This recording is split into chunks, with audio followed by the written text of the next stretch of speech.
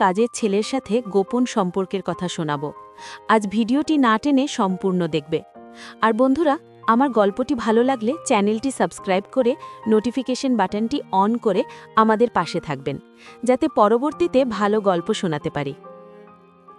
দুপুরবেলা বিশাল রাজকীয় লিভিং রুমে আমি একা বসে আছি। বাইরে বৃষ্টির শব্দ। তুমি অর্থাৎ আকাশ যখন নিঃশব্দে চা নিয়ে ঘরে ঢুকলে, তখন আমি তোমার দিকে না তাকিয়েই বলতে শুরু করলাম, আবার এলে কেন? কতবার বলেছি, যখন আমি এই বাড়িতে একা থাকি তখন আমার সামনে আসবে না। তোমার এই নিঃশব্দে চলাফেরা, ছায়ার মতো আমার আশেপাশে ঘুরে বেড়ানো আমার ভেতরটা কাঁপিয়ে দেয়। মনে হয় কেউ সারাক্ষণ ওত পেতে আছে আমার একাকিত্ব আর দুর্বলতা মাপার জন্য। চায়ের কাপটা ওখানে টেবিলের ওপর রাখো। দাঁড়িয়ে আছো কেন? যেতে তো বলিনি। ওই স্থির দৃষ্টি দিয়ে ওভাবে কি দেখছ? আমার এই দামি শাড়ি, গয়না, নাকি এই সাজানো খাঁচার ভেতর ছটফট করতে থাকা একটা প্রাণকে? তোমার মালিক তো আমায় শুধু প্রদর্শনী করার বস্তু মনে করেন, দেখার সময় কইটার। চিনি কম দিয়েছ তো? ঠিক আছে, আমার জীবনটাও এখন এই চায়ের মতোই পানসে আর তিতা হয়ে গেছে। শোনো, যখন তুমি সামনে এসে দাঁড়াও, তখন এই নিথর বাড়িটা কেমন যেন অদ্ভুত ঠেকে। মনে হয় আমার চারপাশের বাতাসের মধ্যেও একটা গোপন উত্তেজনা মিশে আছে। যাও এখন, পাশের ঘরে গিয়ে জানালার ভারী পর্দাগুলো টেনে দাও। এই আকাশ ভরা আলো আজ আমার সহ্য হচ্ছে না। আর শোনো, যাওয়ার সময় দরজাটা ওভাবেই আধখোলা রেখে যেও। আমার আজকাল নিজের নিঃশ্বাসের শব্দ শুনতেও বড় ভয় লাগে। সন্ধ্যা ঘনিয়ে এসেছে। টেবিল থেকে চায়ের কাপ নেওয়ার সময় তোমার হাত ভুল করে আমার আঙুলে আলতো করে লেগে গেল। আমি হাত সরিয়ে নিলাম না, বরং এক গভীর স্তব্ধতায় দাঁড়িয়ে বলতে শুরু করলাম, তুমি কি জানো তুমি এইমাত্র কি করলে? এই ছোঁয়াটা কি ভুল ছিল, নাকি আমার নীরবতা দেখে তোমার সাহস বেড়ে গেছে? তোমার আঙুলের ডগাগুলো যখন আমার চামড়া ছুঁয়ে গেল, আমি শিউরে উঠলাম। কেন মনে হলো অনেক বছর পর আমার এই নিথর শরীরে কেউ প্রাণ ফিরিয়ে দিল। তাকাবে না ওভাবে। তোমার ওই চামনিতে এক ধরনের দাবি আছে যা আমায় অপরাধী বানিয়ে দিচ্ছে। এই হাত ধরার অধিকার শুধু তোমার মালিকের, কিন্তু তিনি তো হাত ধরেন শুধু কর্তব্যের খাতিরে। আর তোমার এই অবাধ্য স্পর্শে কেন এত তীব্রতা? এটা পাপ, এটা আমার জন্য চরম এক স্পর্ধা। যাও এখান থেকে, এক্ষুনি যাও। নিজের সীমা ভুলে যেও না। তুমি এই বাড়ির সাধারণ একজন কর্মচারী মাত্র। কিন্তু যাওয়ার আগে বলে যাও, কেন আমার নিঃশ্বাস আটকে আসছে? কেন মনে হচ্ছে এই নিষিদ্ধ ছোঁয়াটাই আমার এই অন্ধকার জীবনে একমাত্র সত্যি? যাও বলছি, আমার বিবেক আমায় পুড়িয়ে মারার আগেই তুমি আড়াল হও। এই যে আমার হাতটা এখন কাঁপছে, এর দায়ভার কি তুমি নেবে? যাও, আর একবারও পেছন। রাত অনেক হয়েছে। আমি আমার শোবার ঘরে বিশাল আয়নার সামনে বসে গয়নাগুলো একে একে খুলছি। তুমি যখন দরজায় জল নিয়ে এসে দাঁড়ালে, আয়নায় তোমার প্রতিবিম্ব দেখে আমি আর নিজেকে সামলাতে পারলাম না। কাছে এসো, ভয় নেই, আজ আমি তোমাকে বকা দেব না। এই আয়নার দিকে তাকিয়ে দেখেছ কোনোদিন? কি দেখতে পাও? একজন সুখী নারী, যার দামি হিরে আছে, রেশমি শাড়ি আছে, নাকি এমন কাউকে দেখছ যে ভেতরে ভেতরে এক মুঠো ছাই হয়ে গেছে? এই আভিজাত্য এখন আমার কাছে অসহ্য ঠেকছে। দাঁড়িয়ে আছো কেন? এই গলার হারটা পেছনে আটকে গেছে, একটু ছাড়িয়ে দাও। উফ, তোমার হাতের আঙুলগুলো যখন আমার কাঁধের চামড়া ছুঁয়ে যাচ্ছে, আমার মনে হচ্ছে আমি কোনো গভীর অতলে তলিয়ে যাচ্ছি। এই দহন সহ্য করা যাচ্ছে না। তোমার মালিক শুধু আমায় শাসন করতে শিখেছেন, কিন্তু তোমার এই কম্পিত হাত আমায় বলে দিচ্ছে আমি আজও কতটা কাম্য। এটা করো না, আমার এই দ্বিধা নিয়ে খেলো না। আমি এক মুহূর্তের জন্য তোমাকে চাইছি, আবার পরের মুহূর্তেই নিজেকে ঘৃণা করছি। এই রাজপ্রাসাদ আমার জন্য জেলখানা হয়ে গেছে, আর তুমি হয়ে উঠেছ সেই জেলখানার একমাত্র চাবিকাঠি। আমি জানি এটা ভুল, আমি জানি আমার এটা সর্বনাশ ডেকে আনবে। তবুও কেন আমি বারবার তোমার চোখের দিকে তাকাতে চাইছি? যাও, জলটা রেখে চলে যাও। আমায় আমার একাকিত্বের সাথে লড়তে দাও। তুমি সামনে থাকলে আমার নীতি নৈতিকতা সব ধুলোয় মিশে যায়, অথচ তুমি চলে গেলে এই বিশাল ঘরটা আমায় গিলতে আসে। কি অদ্ভুত এই টানাপোড়ন, তাই না? আমি তোমাকে দূরে ঠেলছি, আবার মনে মনে চাইছি তুমি যেন আরও কাছে আসো। বাইরে কাল বৈশাখীর তাণ্ডব, বিদ্যুৎ নেই, অন্ধকারে মোমবাতির ক্ষীণ আলোয় আমি দাঁড়িয়ে আছি। তুমি যখন ভেজা শরীরে ঘরে ঢুকলে আমার ভেতরের সব বাধা তাসের ঘরের মতো ভেঙে পড়ল। বিদ্যুৎ চলে গেছে দেখে আমি ভয় পেয়েছি মনে করছো, নাকি আমি এই অন্ধকারের অপেক্ষাতেই ছিলাম? এই অন্ধকারটাই আজ আমার সবচেয়ে বড় আড়াল। আলো থাকলে নিজেকে বড় অপরাধী মনে হয়, কিন্তু এই ঘুটঘুটে আধারে আমি শুধু এক তৃষ্ণার্ত নারী, কোনো বিত্তশালী মালিকের স্ত্রী নই। সরো না আজ। জানো, বাইরের এই ঝড়ের চেয়েও বড় একটা ঝড় গত কয়েক বছর ধরে আমার ভেতরে বয়ে চলেছে। আমার এই একাকিত্ব, এই শূন্যতা কেউ কোনোদিন বুঝতে চায়নি। আজ যখন তুমি আমার দিকে ওই তৃষ্ণার্ত চোখে তাকাও, তখন আমার মনে হয় আমি আজও বেঁচে আছি।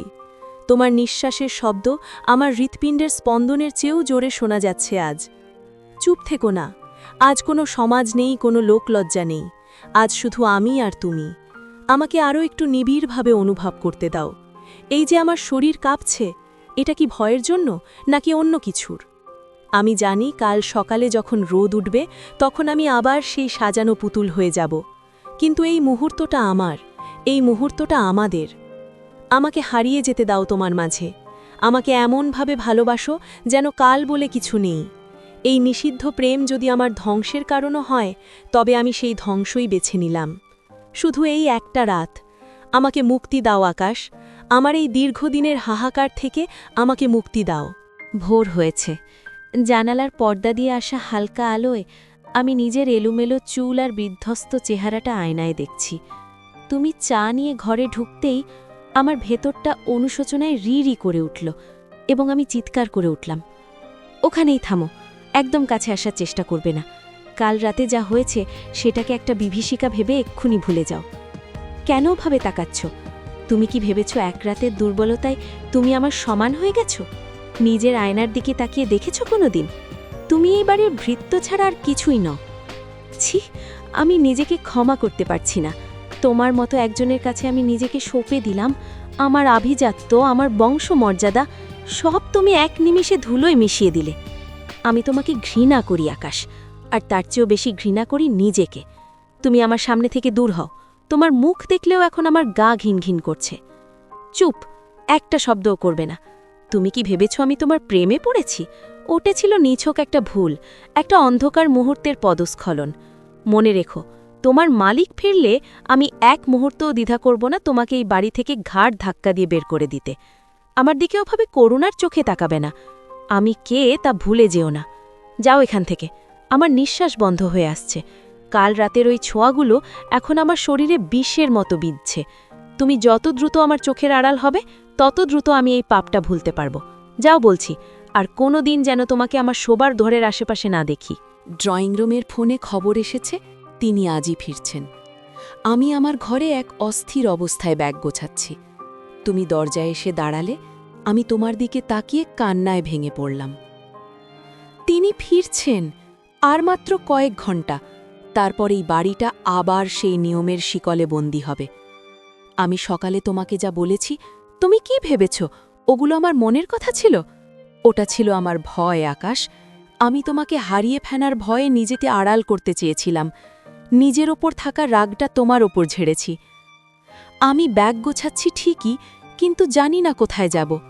তার চোখের দিকে তাকালে আজ আমি নিজের প্রতিবিম্ব দেখতে পাব না, শুধু তোমার ছোঁয়াগুলো আমার শরীরে জলজল করবে। তুমি চলে যাও আকাশ, আজই, এক্ষুনি। তিনি এই সীমানায় পা রাখার আগেই তোমাকে দূরে কোথাও হারিয়ে যেতে হবে। আমার জন্য তোমার মায়া হচ্ছে না? আমাকে এই জীবন্ত নরকে কার কাছে ফেলে যাচ্ছ? কিন্তু উপায় নেই, আমরা একসাথে থাকলে আমাদের দুজনেরই বিনাশ নিশ্চিত। আমি তোমাকে মুক্তি দিচ্ছি আকাশ, কিন্তু আমার নিজেকে মুক্তি দেওয়ার কোনো পথ নেই। আমার এই মনটা তোমার কাছেই থেকে গেল, আর শরীরটা পড়ে থাকবে এই পাথরের প্রাসাদে। এই নাও, এই খামটা রাখো। না, মানা করো না, এটা তোমার পাওনা নয়, এটা আমার অপরাধের প্রায়শ্চিত্ত। যাও, একটা মুহূর্ত আর দেরি করো না। তিনি আসার আগে যদি আমি তোমাকে একবারও দেখি, তবে আমি নিজেকে আটকে রাখতে পারবো না। আর আমি চাই না আমার কারণে তোমার কোনো ক্ষতি হোক। যাও, শেষবারের মতো বলছি। গেটের সামনে গাড়ির হর্ন শোনা যাচ্ছে। তিনি এসে গেছেন। আমি দোতলার বারান্দায় দাঁড়িয়ে দেখছি তুমি তোমার ছোট পোটলাটা নিয়ে পেছনের দরজা দিয়ে বেরিয়ে যাচ্ছ। বাইরে তখন অঝরে বৃষ্টি পড়ছে, যেন আমার হৃদয়ের কান্নার প্রতিধ্বনি। চলে যাচ্ছ? একবারও কি পেছনে ফিরে তাকাতে ইচ্ছে করছে না তোমার? আমি জানি, তুমি যদি এখন একবার ফিরে তাকাতে, তবে আমি হয়তো সব মান সম্মান আর সমাজকে বৃদ্ধাঙ্গুলি দেখিয়ে তোমার হাত ধরে এই বৃষ্টিতে ভিজে পথে নেমে পড়তাম। কিন্তু এই সমাজের দেয়ালগুলো যে বড্ড উঁচু আকাশ, তা টপকানোর শক্তি আমার নেই। ওই যে আমার মালিক ফিরে এসেছেন। এখন আমাকে আবার সব ভুলে হাসি মুখে তার সেবা করতে হবে, তার পাশে যন্ত্রের মতো শুয়ে থাকতে হবে। কিন্তু তিনি কি কোনোদিন জানবেন আমার এই শরীরে এখন অন্য কারো ঘ্রাণ লেগে আছে? আমার এই হৃদয়ের প্রতিটি স্পন্দন এখন অন্য কারো নাম জপছে? আজ থেকে আমি আবার সেই দামি রেশমি শাড়ির আড়ালে মরে যাব। মানুষ দেখবে আমি কত সুখে আছি, কত দামি গয়না পরি।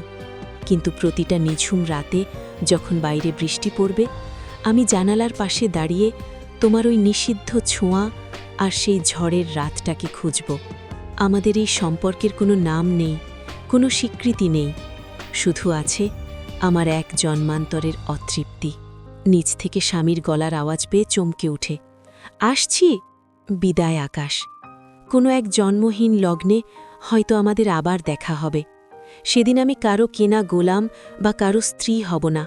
সেদিন আমি শুধু তোমার হব। ভালো থেকো আমার নিষিদ্ধ ভালোবাসা। আমি আজীবন এই শূন্যতা নিয়েই বেঁচে থাকব।